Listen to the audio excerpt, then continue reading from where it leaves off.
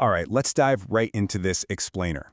Today, we are popping the hood on two absolutely massive college hockey romance hits, Hannah Grace's Icebreaker and Elle Kennedy's The Deal.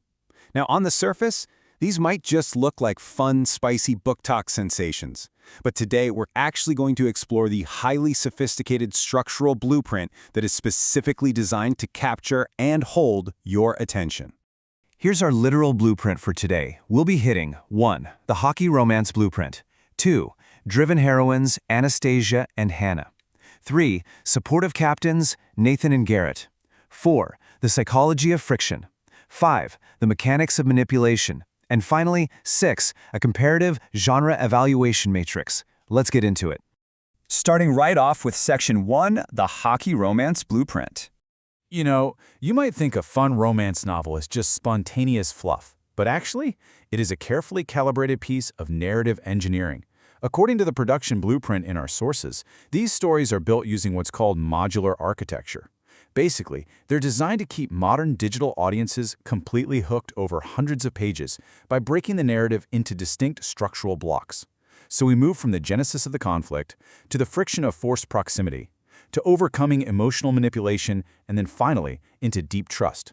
It's not just a string of random steamy scenes, right? It's a highly systematic progression of character growth and emotional milestones. Moving right along to Section 2, Driven Heroines, Anastasia and Hannah. What I absolutely love here is how both authors completely sidestep those flat, boring tropes by giving us multifaceted women who have actual goals outside of romance. Take Anastasia Allen from Icebreaker. She is a high-anxiety overachiever, literally gunning for Team USA in figure skating. And she manages that anxiety by scheduling her life down to the minute in her day planner. Then we have Hannah Wells from The Deal.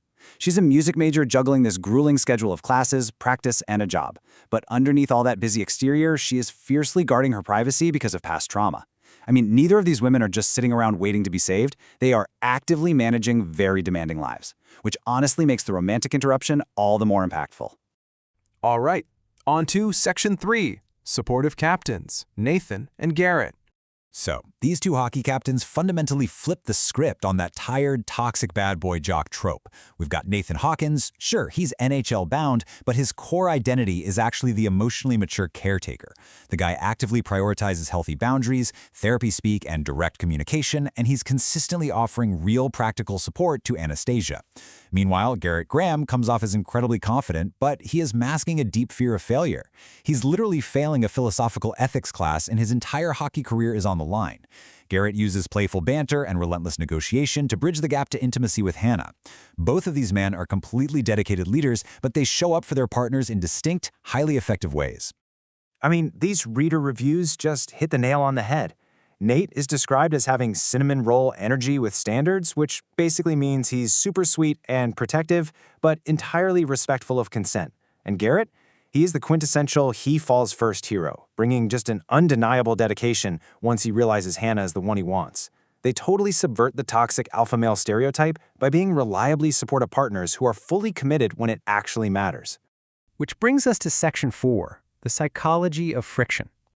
Okay, so it all really boils down to forced proximity. This mechanic is just absolutely crucial because it roots the romantic tension in real-life competitive stress and academic pressures rather than some random, unbelievable meet-cute. By forcing characters to literally share space, the narrative organically turns their initial friction, which, let's be honest, is usually just based on inconvenience or annoyance, into a functional partnership and eventually romance. Let's see how this plays out in both books. Take Icebreaker, for example. The narrative kicks off when a college prank destroys the hockey team's ice rink right at the start of the season. Suddenly, the hockey players and the figure skaters are forced to share the exact same ice, cutting their valuable practice time in half. Boom, immediate, high-stakes hostility. But as they share this schedule over weeks 1 to 4, they have to navigate each other. This friction boils over at a rowdy party mid-semester, which leads to a casual physical agreement. Ultimately, sharing the ice transforms from this competitive nightmare into deep emotional trust by the end of the season. Over in The Deal, the friction blueprint is a little different, but wow, is it effective. Step 1. Garrett fails his ethics test. Massive academic crisis. Step 2. He relentlessly negotiates, borderline pesters, honestly, Hannah into tutoring him because she got an A. Step 3. To seal the deal, they establish a fake dating trade. She tutors him, he helps her get the attention of her crush. And then, of course, step 4, what was supposed to be a purely strategic arrangement gets incredibly messy as genuine feelings emerge. Those tutoring sessions literally force them to peel back each other's layers. Now let's look at the darker side of things. In Section 5, the mechanics of manipulation. What you should really take away from this is how these external and internal threats force our protagonists to make a choice. They have to choose between their isolating defense mechanisms and the real vulnerability of a healthy partnership. These books are not just fluff, guys. They deal with serious psychological barriers that the characters have to overcome to earn their happy endings. In Icebreaker, the antagonist is quite literally on the ice with them. Anastasia's figure skating partner, Carlisle, acts as a classic narcissistic manipulator. He strictly controls her diet, constantly telling her she is too heavy to lift. He lies, he creates chaos, he even fakes that Nathan broke his arm just to turn Anastasia against the hockey team. It really highlights the book's heavier themes of eating disorders and mental health.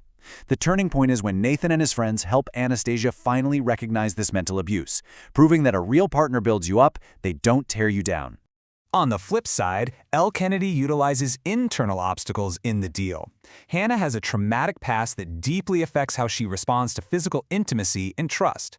The narrative proves that being with someone can bring up really complicated, heavy feelings even when you desperately want the relationship. Garrett has to show up consistently. Trust isn't won with some ridiculous grand romantic gesture, right? It's earned through small, respectful steps and patience, proving to Hannah that she is genuinely safe with him. Let's bring it all together in Section 6, Comparative Genre Evaluation Matrix. When we contrast these two approaches, we're basically looking at distinct flavors of the exact same successful architecture. Icebreaker uses shared facilities to drive that forced proximity, and it resolves conflicts with warm clinical communication and very modern therapy speak. The whole dynamic is heavily focused on supportive caretaking. On the other hand, the deal leverages tutoring and fake dating, its conflict resolution is entirely about overcoming past trauma via trust, and it's driven by witty, fast-paced banter and a fiercely protective partnership. Two distinct flavors, one highly successful genre blueprint. If we look at the analytical scores for Icebreaker, the romantic chemistry is off the charts, an 8.5. The connection is respectful, supportive, and passionate. But you'll notice the pacing dips down to a 5.5. Why is that? Well, because the couple actually resolves their romantic tension and gets into a healthy relationship relatively early in the book. While the lack of toxic miscommunication is super refreshing, it definitely does reduce the dramatic tension for the back half of the novel. Meanwhile, reader reviews are consistently handing the deal a flawless 5 out of 5 stars. People just agree that it achieves this near-perfect balance. The slow-burn pacing of those tutoring sessions naturally evolves into friendship, which then seamlessly builds into explosive chemistry. The emotional depth surrounding their personal struggles perfectly anchors the humor and banter, making the romance feel incredibly earned. Ultimately, both of these books are absolutely dominating the charts because they recognize a fundamental truth about the genre. Like this quote says, "The spice and physical attraction only work when they are underpinned by a surprisingly soft emotional core and genuine respect." By tackling themes like anxiety, eating disorders, and trauma, these authors are giving their characters a foundation of reality that makes the romantic payoff profoundly satisfying. So, I'm going to leave you with this final provocative thought as we wrap up today's explainer. Are these books so wildly popular because they offer us an idealized, frictionless escape? Or is it exactly the opposite?